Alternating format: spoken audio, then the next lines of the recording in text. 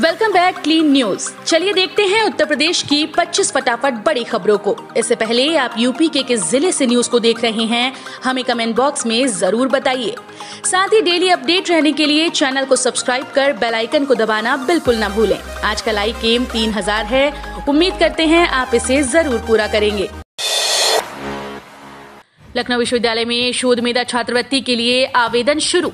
लखनऊ विश्वविद्यालय में पीएचडी करने वाली छात्राओं के लिए अच्छी खबर है। यहां मेधावी शोध छात्राओं के लिए विशेष छात्रवृत्ति योजना शुरू की गई, जिसके तहत 3 साल तक प्रतिमाह 5000 रुपए दिए जाएंगे। इसके लिए आवेदन शुरू किए जा रहे हैं, जिनकी अंतिम तिथि 30 नवंबर है। Dean student welfare professor Poonam Tandon ने बताया कि छात्रवृत्ति का उद्देश्य ये है कि मेधावी शोध छात्राएं आर्थिक दिक्कतों के चलते अपनी पढ़ाई बीच में न छोड़ें। 3 वर्ष की छात्रवृत्ति पहले 1 साल के चयन के तुरंत बाद से दी जाएगी और अगले 2 वर्षों के लिए विभाग के रिसर्च कमेटी की अनुमति आवश्यक होगी। अब सोमवार को घोषित होगा यूपी जूनियर एडेड स्कूल शिक्षक भर्ती परीक्षा का रिजल्ट। सहायता प्राप्त जूनियर हाई स्कूल में सहायक अध्यापक के 1504 और प्रधान अध्यापक के 390 पदों पर भर्ती के लिए आयोजित परीक्षा का परिणाम अब सोमवार को घोषित होगा। परिणाम जारी होने पर अभ्यर्थी अपना रिजल्ट updled.gov.in पर चेक कर सकते हैं। ये परिणाम शुक्रवार को घोषित होना था, लेकिन कुछ तकनीकी कारणों से जारी नहीं हो सका। अगले 6 महीने में 6287 किलोमीटर ग्रामीण सड़कें हो जाएंगी चौड़ी। अगले 6 माह के अंदर ग्रामीण क्षेत्रों में PMGSY की 6287 किलोमीटर सड़कें करीब चौड़ी हो जाएंगी।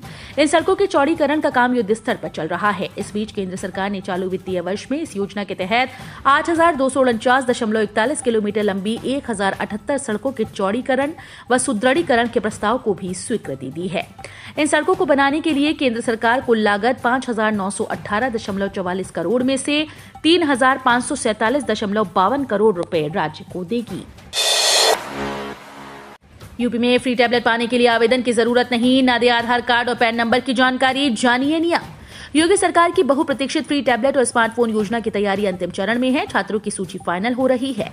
इस बीच फ्री टैबलेट पाने को छात्र ऑनलाइन आवेदन करते हुए कॉलेजेस में जमा करने पहुंच रहे हैं। मेरठ कॉलेज में हजारों छात्र पीएनबी में बने दफ्तर में आवेदन लेकर पहुंचे। भीड़ से आवेदन जमा करने में पसीने छूट गए।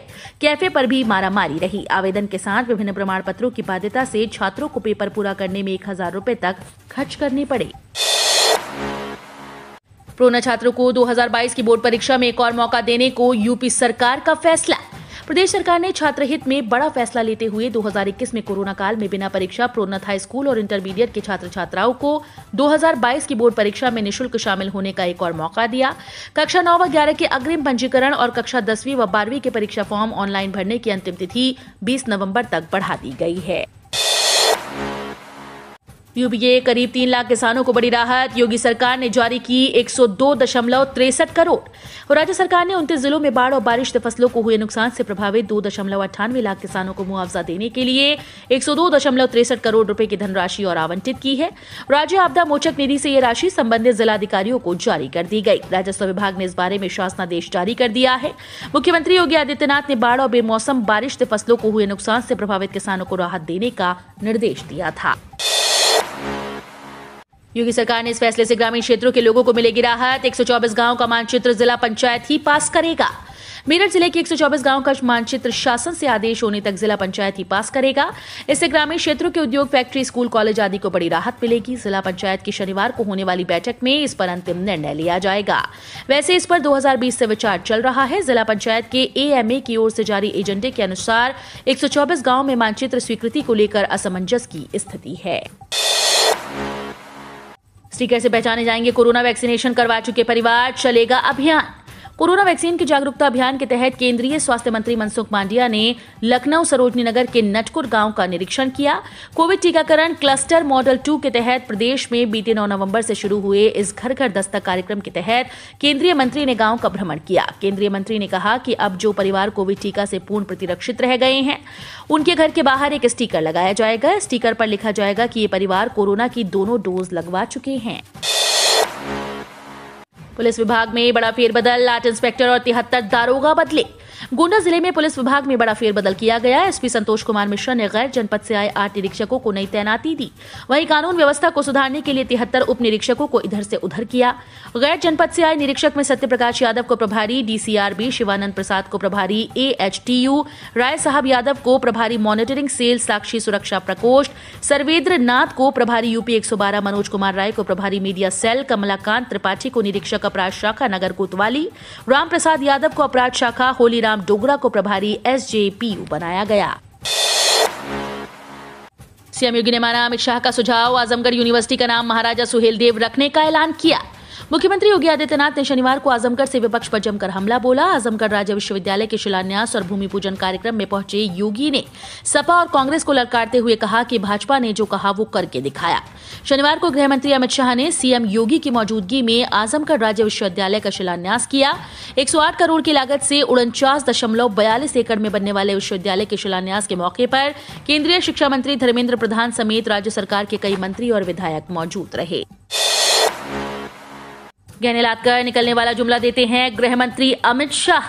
कांग्रेस महासचिव प्रियंका गांधी ने यूपी के कानपुर में अपराध की कुछ घटनाओं को लेकर शनिवार को केंद्रीय गृह मंत्री अमित शाह पर निशाना साधा और आरोप लगाया कि वो गहने लादकर निकलने वाला जुमला देते हैं, लेकिन ये तो राज्य की महिलाओं को ही पता है कि उन्हें रोज किस तरह की चीजों से जूझना पड़ता है। उन्होंने ट्वीट किया कि देश के गृह मंत्री जी गहने लादकर निकलने वाला जुमला देते हैं, लेकिन ये तो उत्तर प्रदेश की महिलाओं को पता है उन्हें रोज किस तरह की चीजों से जूझना पड़ता है। योगी के गढ़ में सपा की विजय रथ यात्रा में उमड़ा जनसैलाब। अखिलेश बोले 2022 में भाजपा के अहंकार का उतरेगा बुखार। समाजवादी पार्टी के राष्ट्रीय अध्यक्ष व पूर्व मुख्यमंत्री अखिलेश यादव ने कहा कि जनता ने बदलाव की ठान ली है। सपा के प्रति लोगों का उत्साह और समर्थन देखकर भाजपा को चढ़ा अहंकार का बुखार जरूर उतर जाएगा। आजमगढ़ होगा आर्यमगढ़, सीएम योगी ने दिए नाम बदलने के संकेत। गृह मंत्री अमित शाह के साथ शनिवार को आजमगढ़ पहुंचे सीएम योगी ने पिछली सरकार पर कई प्रहार किए। यूपी के मुख्यमंत्री योगी आदित्यनाथ ने आजमगढ़ का नाम बदलकर आर्यमगढ़ करने का संकेत दिया। उन्होंने कहा कि एक राज्य विश्वविद्यालय की स्थापना वास्तव में आजमगढ़ को आर्यमगढ़ में बदल देगी। साइंस कॉलेज में नृत्य संगीत कालिदास में जैविक खेती माधव कॉलेज में बीएससी कर सकेंगे। नई शिक्षा नीति के तहत परंपरागत कोर्स के साथ नए कोर्स भी कर सकते हैं। इसके लिए 14 नवंबर तक पंजीयन किया जा सकता है।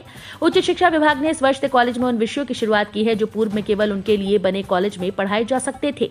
खास यह है कि इसमें विषय विशेषज्ञों की जरूरत होने पर उनका आदान प्रदान भी किया जा सकता है। माधव साइंस में बी और बीकॉम का अध्यापन शुरू हो गया। इसमें प्रवेश लेने के लिए 14 नवंबर तक एमपी ऑनलाइन से पंजीयन किया जा सकता है। यूपी, उत्तराखंड और गोवा में फिर खिलेगा कमल, पंजाब में फंसेगा पेच।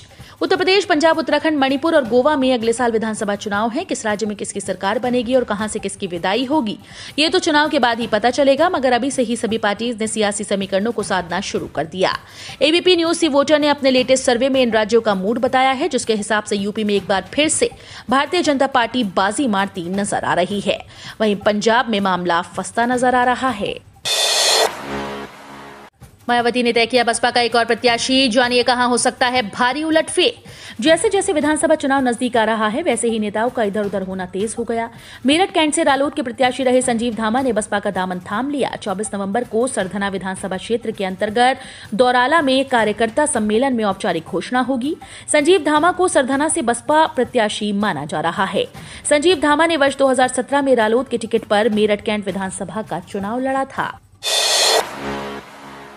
केंद्रीय मंत्री स्मृति ईरानी 18 नवंबर को आएंगी अमेठी। 18 नवंबर को केंद्रीय मंत्री स्मृति ईरानी अमेठी के दौरे पर आ रही हैं। इस दौरान स्मृति जिला पंचायत अध्यक्ष राजेश अग्रहरी के आवास पर उनके पिता की स्मृति में आयोजित होने वाले कार्यक्रम में शिरकत करेंगी। इसके साथ ही अन्य कार्यक्रमों की रूपरेखा तैयार की जा रही है। बताया जा रहा है कि केंद्रीय मंत्री स्मृति ईरानी के साथ ही इस कार्यक्रम में भाजपा प्रदेश अध्यक्ष स्वतंत्र देव सिंह व प्रदेश सरकार के मंत्री आशुतोष टंडन भी हिस्सा लेंगे। हरक्यूलिस विमान से लैंड करेंगे पीएम मोदी, पूर्वांचल एक्सप्रेसवे का करेंगे उद्घाटन। प्रधानमंत्री नरेंद्र मोदी 16 नवंबर को यूपी के सुल्तानपुर में हरक्यूलिस विमान से पूर्वांचल एक्सप्रेसवे पर लैंड करेंगे। इसके बाद पीएम मोदी पूर्वांचल एक्सप्रेसवे का उद्घाटन करेंगे। इंडियन एयरफोर्स के विमानों का वहां एयर शो होगा। फाइटर एयरक्राफ्ट सुखोई, जगुआर और मिराज फ्लाई पास्ट करेंगे।